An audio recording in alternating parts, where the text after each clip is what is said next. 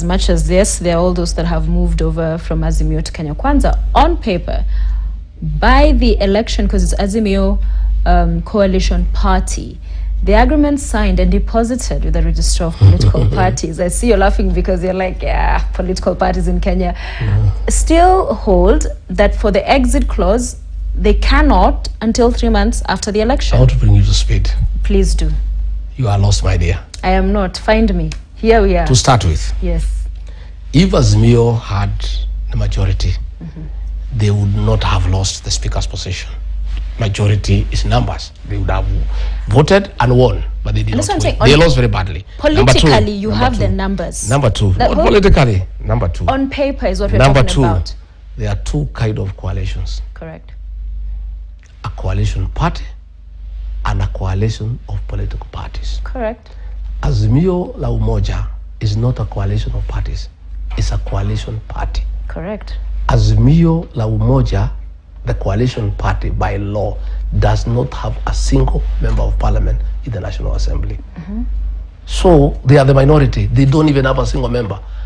They are not a coalition of parties. They cannot say, no, we are Azimio with the Jubilee, with who? No.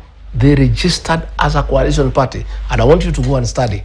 Once you study, you will know that the argument is free for us. And is dead on arrival, because they registered Azimio as a coalition party. Azimio One Kenya coalition whatever. Party. Yeah, and all these parties is a coalition, are within listen. Yes. It's a coalition party. There is a provision for coalition of parties. Yes. Kenya Kwanza is a coalition of parties. Azimio is a coalition party. They had only one candidate, the presidential candidate. They have no single MCA, no single member of parliament, no single senator. Their argument is dead on arrival. It's a waste of time. And you'll tell me when the matter comes to parliament, the interpretation of the law, they don't have a single member of parliament. There's nothing like Azimio in the National Assembly, in the Senate. There is no such, there's nothing, because they don't have a single senator, they don't have a single member of parliament. All right. Let's talk about something that many people are waiting to see. You mentioned it a little bit earlier, formation of government. What should Kenyans, perhaps let's start there, expect of the Ruto-Rigathi cabinet? The Ruto, it's actually a Ruto cabinet, it's not Ruto-Rigathi. We are not having a divided government. The government that we have belongs, the head of that government is Dr. William Ruto. Rigathi Gachagua is his principal assistant. It's his government. But we help him. We'll have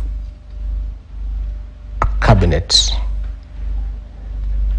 that has a capacity to deliver.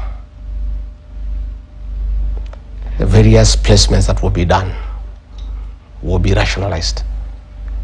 There'll be a nexus between the appointee and the docket. Right? You get it? And you mean experienced technocrats type? Experience, passion to serve, commitment. Clean hands, loyalty. I know there are some multifaceted of factors. When you form a government, you look at many things. Of course, you look at gender balance, you look at regional balance. But here it's not just gender balance. You promised 50-50, so that's still on course. It's on course. We will have half. Every promise Dr. William Ruto has made so far, he has honored. He has no reason not to honor.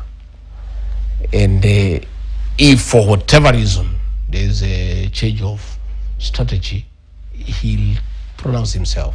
As of now, he made a commitment, he'll honor that commitment.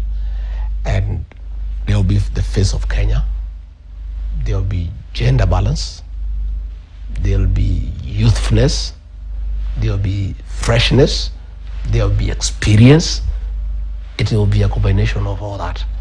Yes, because some of the many messages, in fact, a lot of the viewers were sending tonight was about that. And let me, in fact, read some of them around the cabinet. You had Kentai Phyllis is one who had sent a message here saying, I hope we will not see the many politicians